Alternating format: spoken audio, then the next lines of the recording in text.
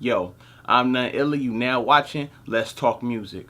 This is 10 things you need to know as an artist. 1. Have a goal. Don't just say I want to get rich or I want to be the next so and so, whoever. You want to be the biggest, this and that. Have an actual goal to what you want to do. What? You want to be the best lyricist? You want to be the best underground artist? You want to be the best artist in California, San Diego, Los Angeles, Atlanta, Bay Area, Miami, whatever region you are? What is your goal? And even then, you need a smaller goal to break that down. What? You want to have a #1 hit in a couple years? You want to have a mixtape that gets 100,000 downloads? A single that gets 1,000,000 streams? Like, what is your goal? Reason why is because you are able to then track as you're going. You want to make sure that whatever you plan to do, you have some type of paper trail or it written somewhere so that you can go reflect on it, and that way you can make sure you are on pace with your own focus. Don't just put out a bland statement and think that makes it easy for you to get somewhere. First of all, if you don't write down your goals, then you just have a great imagination. It sounds good to say, all right, I plan to be on the BET Awards. Make it more concrete.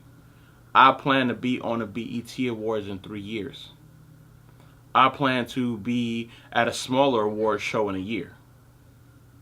Write it down. Hold yourself accountable. That's how you start progressing. That's how you start managing what you're doing. I plan to have 10 songs recorded within the month. I plan to have 15 songs mixed and mastered in 2 months. I plan to have 8 vocal lessons done by the end of the next 3 weeks. Make a concrete goal. That way you can track the results. 2, compare your work to the best. No, not the people around you. That's good and all. That's not a good milestone. Let me tell you why. What happens when you accomplish that? What happens when your work is on their level? And their level is a level that's also not succeeding. You want to make sure that you are in a position to compare it to the things you hear on a regular, right? So compare it to the new hot song that just hit the Billboard charts. Does it sound the same? It's quality. Go in a car, actually listen to it, then click back to the radio. Does it sound the same? And I mean quality wise. If you don't even have decent quality, how you expect to go pitch it to radio, pitch it to these blogs? If you're a singer, listen to the people who have music out that's R&B artists. Compare the quality.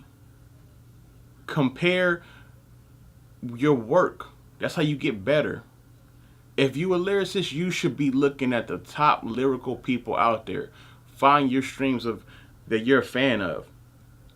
Could you see yourself featured on a song with them? Could you see them featured on your song? Are you worth it? That's who you got to compare it to. Don't compare yourself to your local legends. Don't compare yourself to your homeboy. Don't compare yourself to someone else in your squad. Unless you are in a squad with a major person who happens to be one of the top, and you're not. That's why you're watching this video, trust me. Compare yourself to the people who have already proven consistently. You want to be a top performer? There's no reason why you shouldn't be comparing your performances to a Michael Jackson, to a Kendrick Lamar, to a Beyonce. You should be comparing your performance to that, not to the dude who goes to the local bar and performs 4 times a week, does the same set, usually performs half drunk. That's not who you want to compare, because who you compare yourself to, once you surpass them, then what? You're not getting any accolades for it. You're not getting any kind of pats on the back, any kind of awards. Right? So don't do that. 3, get legit. Make sure you are with a PRO, Performing Rights Organization, CSAC, BMI, ASCAP. You need those to get your money. How else you gonna get paid? Those are called royalties. That's how you get your royalties. That's how you get your songwriting. That's how you get your production credit. And yes, you could be a songwriter if you're not an artist. So for the songwriters out there, yes, make sure you have that. For the artists, you need that too. That is literally a whole history of everything you've done in the music industry. Anybody you want to know about who's legit and actually pushing their issue, you can find them on there. Just make sure you sign up with one. If you need to know more information, you can always reach out to me or reach out to someone else who has that approved. So make sure you sign up for that, because when all your music hits everywhere, that's your fingerprint. That's what shows you did it. Trademarks. Have you trademarked your name, your logo? Something to think about.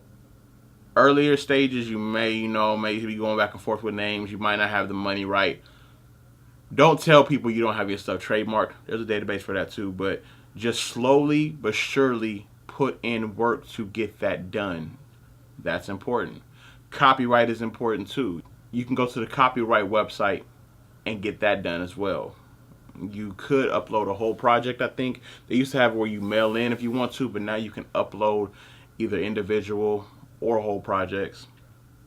Sound Exchange is another one. Sound Exchange takes care of a lot of online streams. If online radio plays your stuff or any kind of online monetization comes along, keep in mind, doing these steps are how you get recognized on a Shazam, how you get recognized when someone tries to steal your song. All this type of stuff goes in a database. You ever upload a song, your song, on a T.I. beat, and it gets pulled down because it's T.I.'s beat, because it's T.I.'s song? T.I. has the stuff together. You ever put up a Facebook video and it gets pulled down? These people have their stuff together. If you really enter in the industry, you need to make sure you have your stuff together too. Trust me, it'll benefit you in the long run. Number 4, I can't stress this enough. Get a team. Don't get your partners unless they are willing to work. If you have friends that are willing to work, Snow the Product got her whole family in, but not because they were just her family. She had someone say, I really want to learn how to use camera. Bam, bought him a camera. Guess what? It's her videographer. Hey, I really want to do marketing. Bam, now he's doing her marketing. Your team has to understand the greater good, and you all have to make sacrifices to appreciate. You can't be the only person repping your team, and you can't be the person slacking off if someone else is repping. Meaning, y'all don't have to just be cool for the spotlight. Like, don't just be cool so y'all can take pictures together and wear shirts that match and use the same hashtags. No. I'm talking about those hours that are not documented and shown. Y'all are slaving away. Who cares if you broke? Yes, you do need a budget, but what are y'all working to together? Oh, you got a mic and you got Pro Tools and you suck at engineering? Find somebody who wants to learn how to engineer. Find someone who's going to come online and study how to engineer and find out and mix and listen and compare his work to what's already out there, right? While you're writing songs, where's the producer? Find you a producer. Don't find someone who's already established and going to be Hollywood with you. Find you a producer who's just as hungry as you are and is trying to improve on the daily. Reading, studying, watching videos, diving in the program, making beats, even if they suck. Keep in mind, I never said your team has to be great right now, but their hunger has to get them there. You want to know what a lot of major acts have in common? A lot of major artists have in common? Take a guess. Oh, they're great. Yeah, they got money. Nah, that's duh. That's not what I'm talking about. Listen to some music. Listen to who they shout out. Listen to the artists they've been rocking with for the last 20 or 30 years. The other producers. The person they shout out on a track. Why? Because they was there starving in a tour bus. They was there splitting packets of top ramen. They was there taking long trips out of town. Point is, get you a team and get that done. There'll be another video on this as well for you to reflect on. Number 5. This is more important. Wait a minute. This is more important than the last one, but it ties in with the last one. Relationships are key. Not just the team. Make sure that's key. That your team should damn near be like your brotherhood, period. As you grow, you may go through different teams, or your team may change faces here and there. It's supposed to happen. But relationships are key. Remember the hungry ones I was talking about? You'll find them. You'll become smart enough to understand who the hungry ones are. Be good with them. Be on good terms with them. If someone is up and coming with you, be on good terms with them. The people who were here before you, be on good terms with them. The people who are coming after you, be on good terms with them.